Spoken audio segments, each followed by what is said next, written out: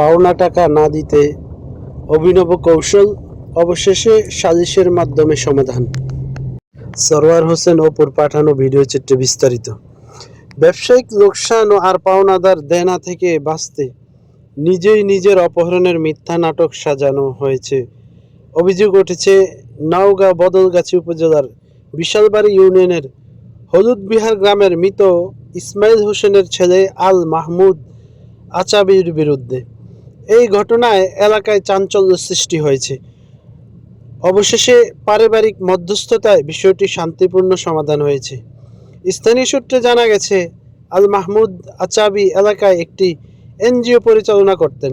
সম্প্রতি ব্যবসায় বড় অর্থের লোকসান হওয়ায় তিনি চরম সংকটে পড়েন। এই সংকট কাটিয়ে উঠতে তিনি ভগ্নিপতির আপন ছোট ভাই সানোয়ার হোসেনের কাছ থেকে বিভিন্ন দফায় 12 লক্ষ টাকা ধার নেন।